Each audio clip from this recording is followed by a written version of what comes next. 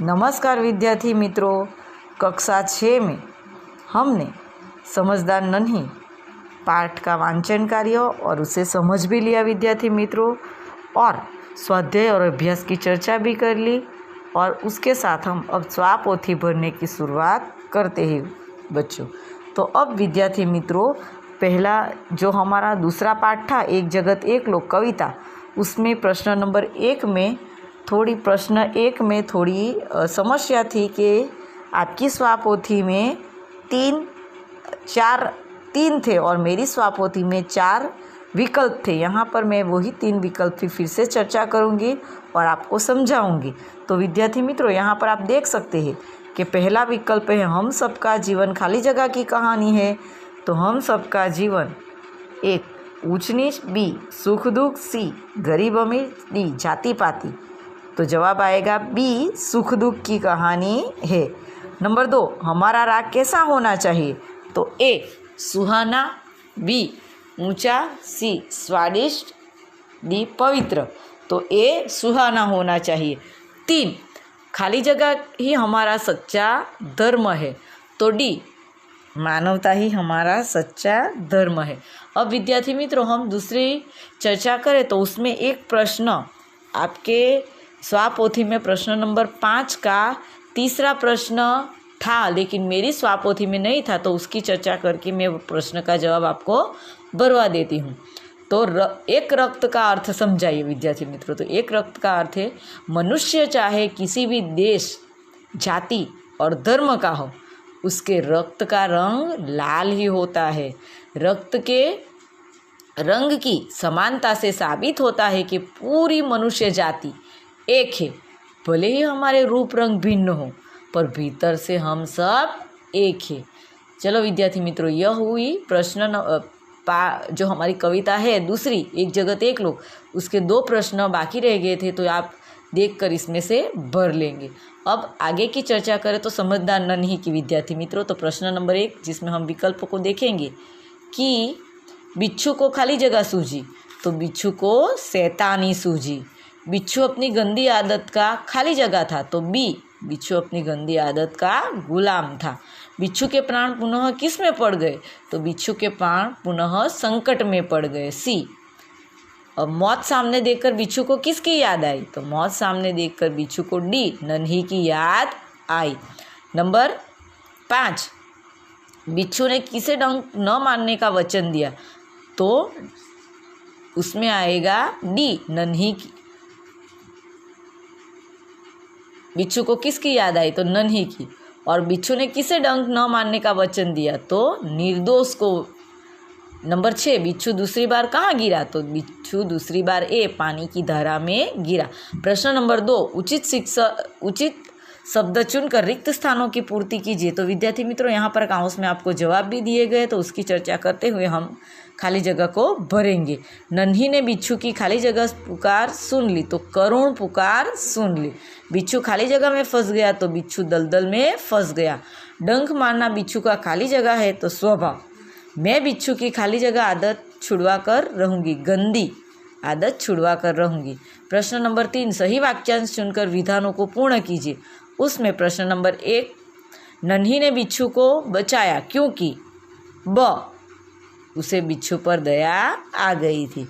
नन्ही पीड़ा से तड़प उठी थी क्योंकि क बिच्छू ने उसे डंक मार दिया था। नंबर 3, नन्ही को माँ के पास पहुँचने में देर हो गई क्योंकि वह बिच्छू को बचाने में लग गई थी। अब हम दूसरे पन्ने की चर्चा करें विद्यार्थी मित्रों। तो नंबर 4, बिच्छू शर्म से पानी पानी क्यों हो गया? तो उसे दूसरी बार बचाने वाली नन्ही को वह डंक मारने जा रहा था। अब मेरे में जो मेरी स्वापोथी है उसमें विद्यार्थी मित्रों प्रश्न 1 नहीं है, इसीलिए मैंने साइड पर यह प्रश्न लिखकर आपको समझाने का प्रयत्न किया है कि नन्ही कौन थी। यहाँ पर आप देख सकते हैं विद्यार्थी मित्रों कि ये रहा प्रश्न नंबर 1 मैंने यहाँ पर बनाया था। आप समझ लेना, क्योंकि आपको स्वापोथी में नीचे होगा। तो नन्ही कौन थी? तो नन्ही एक बतख थी। अब प्रश्न नंबर 1, बिच्छू ने नन्ही से क्या प्रार्थना की? बिच्छू ने नन्ही से प्रार्थना की कि बहन मुझे बचा लो। नन्ही जो है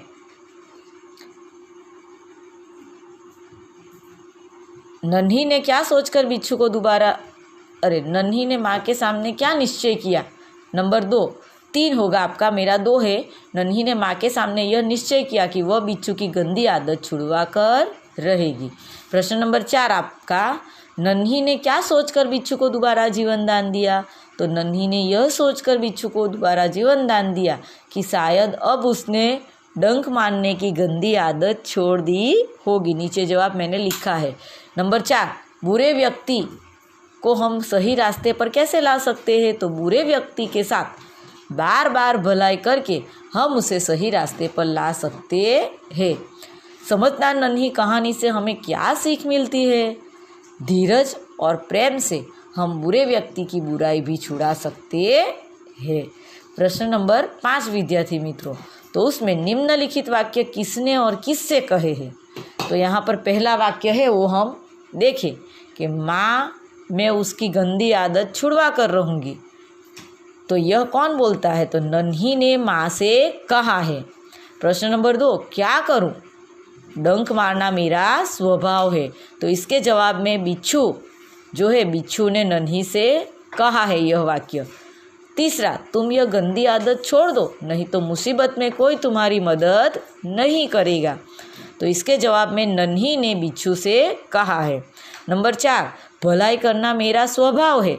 तो यह इसका जवाब है, नन्ही ने बिच्छू से कहा है। मैं वचन देता हूँ कि अब मैं किसी निर्दोष जीव को नहीं मारूंगा। तो यह वाक्य बिच्छू ने नन्ही से कहा है विद्यार्थी मित्रों। अब प्रश्न नंबर जो है वो 6 की चर्चा हम करें। तो उस प्रश्न नंबर 6 में हम देखें, थोड़ा आगे से आपको कराने का प्रयत्न करूँ तो अगर आपको समझ में आ जाएगा कि चलो। प्रश्न नंबर 6 में घटनाओं को उसके सही क्रम में लिखिए। तो यहाँ पर अ, ब, क, ड, ई इत्यादि आपको लाइन में क्रम दिए गए हैं, लेकिन वो उलट सुलट है। तो उसे हम सही तरीके से कैसे कर सके। तो हम देख सकेंगे कि पहला वाक्य मैंने आपको अ, ब, क लिखा, उसके आगे जवाब मैंने डाल दिया है। यानी अ लिखा है तो वो दूसरा है, ब लिखा है वो 5वां है, ड लिखा है वो 3रा है, ई लिखा है वो पहला है। इसी प्रकार क 3 और ड 1 और ई 4 है। तो इस प्रकार हम बनाए। जैसे पहले वाक्य है कि नन्ही ने बिच्छू को दलदल में फंसा हुआ देखा। लेकिन हमारे पन्ने पर 3 ही वाक्य है, तो हम 3 ही वाक्य की चर्चा करेंगे।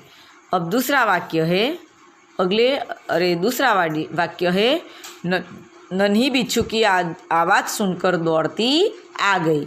और तीसरा वाक्य है हमारा, नन्ही ने बिच्छू को दलदल में फंसा हुआ देखा।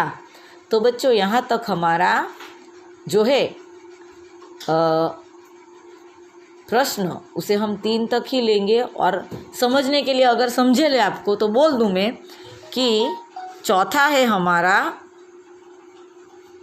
तीसरा ले लिया, चौथा है हमारा बिच्छू ने नन्ही को डंक मार दिया, और 5वां है नन्ही अपनी माँ के पास चली गई। तो विद्यार्थी मित्रों यहाँ तक हमारा प्रश्न नंबर 1 से समझदार नन्ही में प्रश्न नंबर 1 से प्रश्न नंबर 6 तक हमारा स्वापोथी कार्य मैंने आपको समझा दिया। अगले वीडियो में हम प्रश्न नंबर आगे जो है उसकी चर्चा स्वाध्याय पोथी में करेंगे। नमस्कार विद्यार्थी मित्रों।